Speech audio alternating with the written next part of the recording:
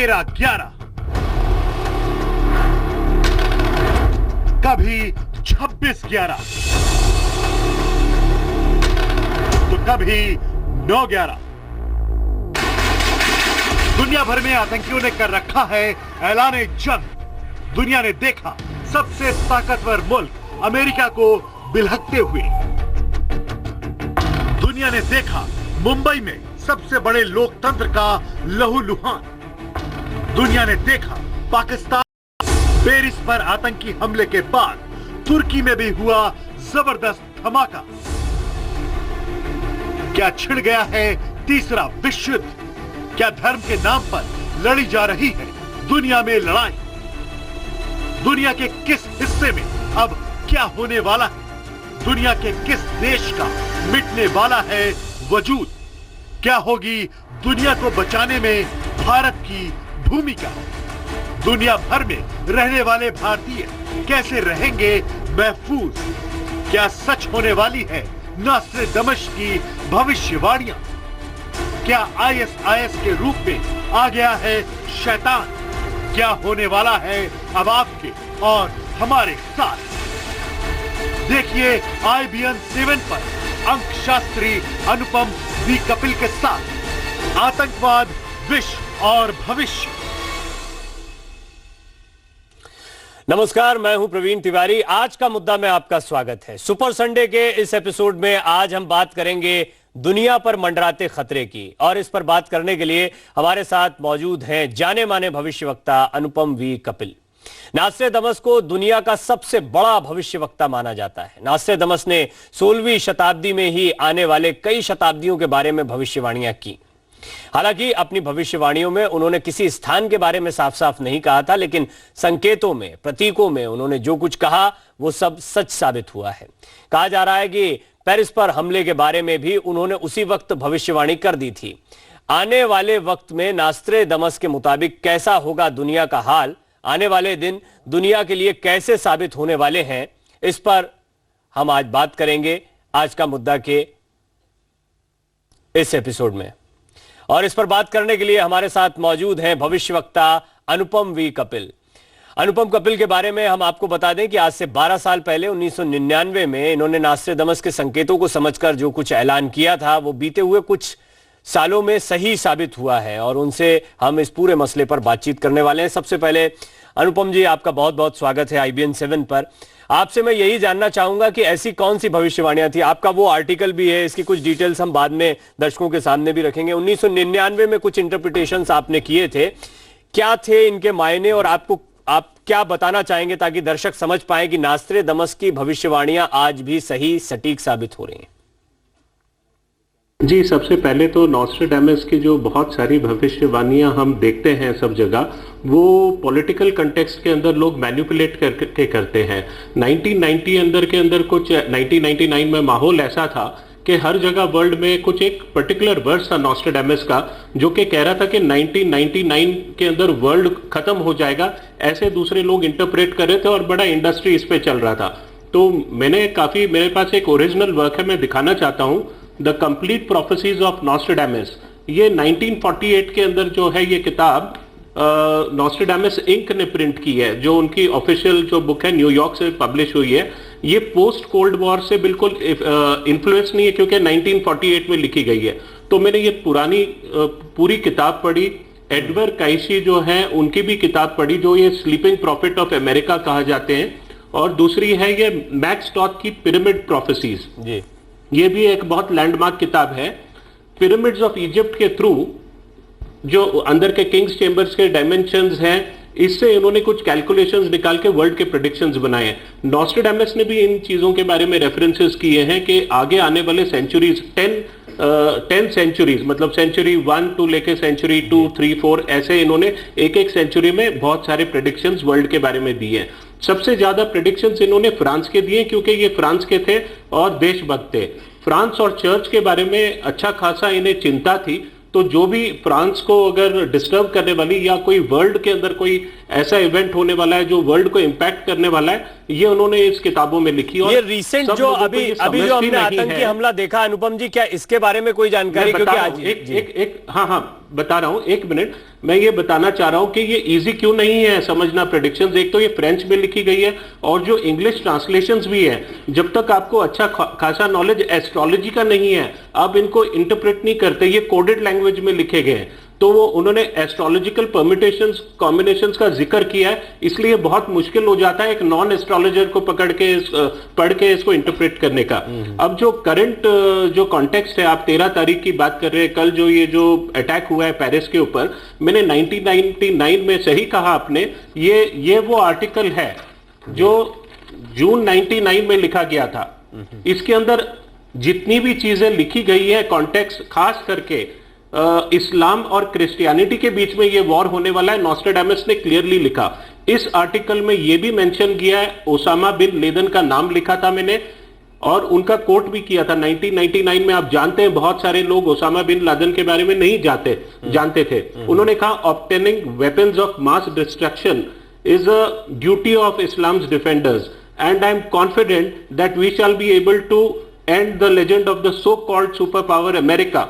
ये Osama bin Laden के words मैंने कोट किए 99 में। और सितंबर 2001 इस आर्टिकल में जिक्र किया है मैंने कि कुछ ऐसी घटना होने वाली है जिसके अंदर जो पूरे दुनिया में आपस में लोगों का रिलेशन कंट्रीज में बदल जाएगा। और यही डेट है जो पिरामिड प्रोफेसीज के अंदर जो किंग्स चेंबर के जो डायमेंशंस है और इतर डायमेंशंस है, opening and closing dates of first world war और सेकेंड वर्ल्ड वॉर, इनका जिक्र है। और सितंबर 2001 ये भी पिरामिड प्रोफेसीज के अंदर इस डेट का जिक्र आता है। तो एक प्रश्न उठाया गया, क्या ये डेट पे दुनिया का अंत हो जाएगा? तो मैंने इसमें कंक्लूजन लिखा है, नहीं ऐसा कुछ नहीं होगा। मैन का एक न्यू सोशल ऑर्डर का एक फॉर्मेशन होगा, मैन के साथ और कंट्री के साथ इंटर रिलेशनशिप चेंज हो जाएगा। अब जब हम देखते हैं सब प्रोफेसीज को एक कॉन्टेक्स्ट में देखना, समरी क्या है, जो समरी इंडिया के लिए क्या ये होल्ड करता है, मैं आपको आगे बताऊंगा कि इसका मीनिंग इंडिया के लिए क्या ये अच्छा है, क्या अच्छे टाइम आने वाले हैं हमारे लिए कि हमें चिंता करनी चाहिए। ये इस आर्टिकल 1999 वाले आर्टिकल में नहीं लिखा, लेकिन अब मैंने जो कुछ वर्सेस रीड करके कुछ पैसेजेस हैं नॉस्ट्रेडामस के प्रेडिक्शंस में जो इंडिया के बारे में कहते हैं, इनके बारे में आगे बताऊंगा। अब बात करते हैं 13 तारीख फ्राइडे द 13th पे ये अटैक हुए हैं। मैंने कई सारे प्रोग्राम्स किए हैं पहले टेलीविजन पे भी, और ये कहा है फ्राइडे द 13th बहुत एक अलार्मिंग डेट है वेस्टर्न कंट्रीज के लिए। इसका जो कॉन्टेक्स्ट भी है, जो लास्ट सपर हुआ था फ्राइडे द 13th को, जो 13th पर्सन था उन्होंने बिट्रे किया, जुडास द बिट्रेयर जो है, उन्होंने दगाबाजी की, इसलिए ये लोग इसको काफी विश्वासघातु नंबर मानते हैं। और सही यही बात हुई है, क्योंकि जो ये अटैक बिना फ्रांस के ट्रेटर्स के हिसाब से हेल्प के बिना नहीं हुई है। नॉस्ट्रेडामस ने ये वर्सेस में इंडिकेट किया है कि फ्रांस के अंदर जो इस्लामिक इन्वेजन होगा, ये तो अभी सिर्फ एक शुरुआत है। उसके अंदर जो गेट्स हैं फ्रांस के, वो लैंड से, सी से, माउंटेन से, तीनों दिशा से आने वाले हैं। और पेरिस के ऊपर ये पहला अटैक नहीं है, अभी इससे बड़े अटैक्स होने वाले हैं, एरियल अटैक्स होने वाले हैं, न्यूक्लियर अटैक भी इसका जिक्र जो है नॉस्ट्रेडामस करते हैं। तो आप जो पूछना चाहते हैं दर्शकों के हिसाब से आप क्वेश्चंस पूछिए, मैंने ये आपको बैकग्राउंड दिया है। मैं I would be glad to highlight each and every point on the subject. जैसा आपने पहले ही अपनी पहली लाइन में कह दिया कि ये बड़े टेक्निकल चीजें होती है, एस्ट्रोलॉजी की समझ चाहिए। मैं चाहूंगा, मैं आपसे रिक्वेस्ट भी करूंगा, क्योंकि जो सुनने वाले दर्शक होते हैं वो उतना एस्ट्रोलॉजी को नहीं समझते हैं, कई चीजों को बहुत सामान्य भाषा में हमें समझना होगा। जैसे आपने पिरामिडिकल वर्सेस की बात की है, या पहेलियों के अंदाज में लिखा गया है नॉस्ट्रेडामस की सारी जितनी भी उनकी भविष्यवाणियां हैं।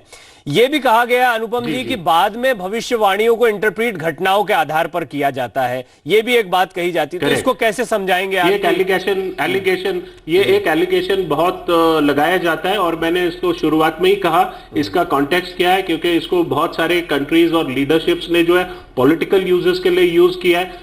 खास करके विश्व युद्ध द्वितीय जब हुआ था, तब एडोल्फ हिटलर ने भी काफी सारे भविष्यवाणी नॉस्ट्रेडामस की ऐसे पोर्ट्रे करके, ट्विस्ट करके लीफलेट्स ड्रॉप किए थे ब्रिटेन पे जब उनके प्लेन्स गए कि Germany is going to win the war. Similarly जो ब्रिटेन वाले थे MI18 और उनके जो MI19 जो सीक्रेट सर्विसेज हैं, इन्होंने भी ऐसे पैम्फलेट्स बना के मतलब as a political instrument for propaganda Nostradamus की भविष्यवाणियां जो यूज हुई है, लेकिन जिन्होंने यूज किया वो एस्ट्रोलॉजी नहीं जानते थे। वो ऐसे वर्सेस हैं जो किसी भी कॉन्टेक्स्ट में किसी भी टाइम फ्रेम के अंदर यूज हो सकते हैं। लेकिन ये पर्टिकुलर जो अभी जो हम वर्सेस की बात कर रहे हैं, मेरे पास कोटेशन भी है वर्सेस का, ओरिजिनल फ्रेंच वर्सेस भी है, इंग्लिश ट्रांसलेशन भी है। तो इसके अंदर बड़ा क्लियर है कि पेरिस के ऊपर जो है खतरा मंडराता है और आगे भी रहेगा, क्योंकि नॉस्ट्रेडामस बहुत चिंतित थे।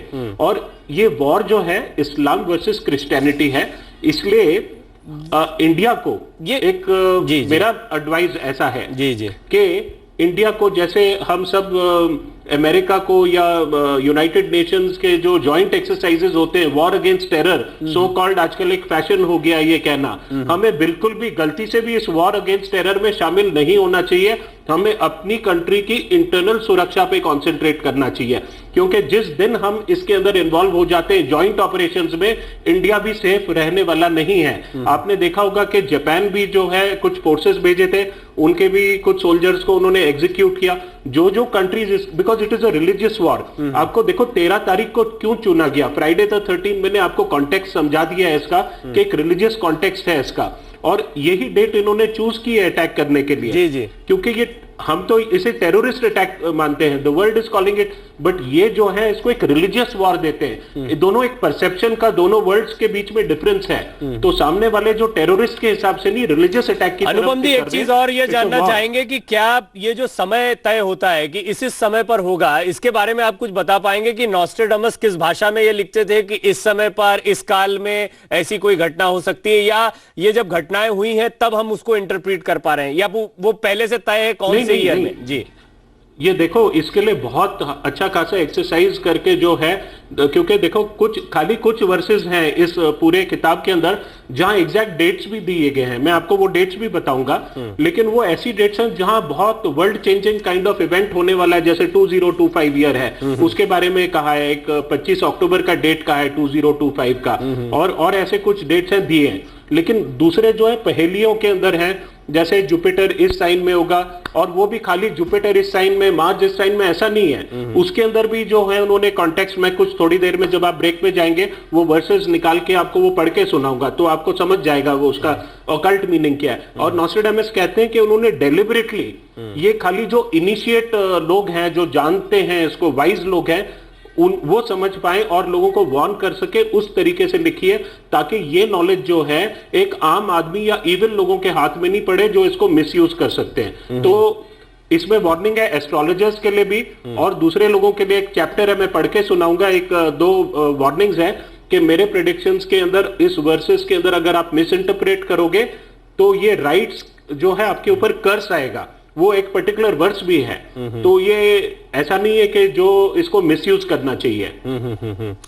अनुपम जी, मैं चाहूंगा कि वो वर्सेस आप मतलब जैसे दर्शकों को समझ में आए उसका जो तर्जुमा है, और आप जैसे कह रहे हैं कि आने वाले समय के लिए भी बहुत सी बातें कही गई हैं, तो क्या अभी ये माना जाए कि हमें पहले से ही जानकारी थी कि ये सारी चीजें हो सकती हैं, और अगर ऐसा था तो हम कोई प्रिवेंशन क्यों नहीं कर पाते? क्या उसको समझने वाले लोग नहीं है, या फिर वो जब होती है तब वो ऑथेंटिकेट होती है? इसको इतनी गंभीरता से क्यों नहीं लिया जाता?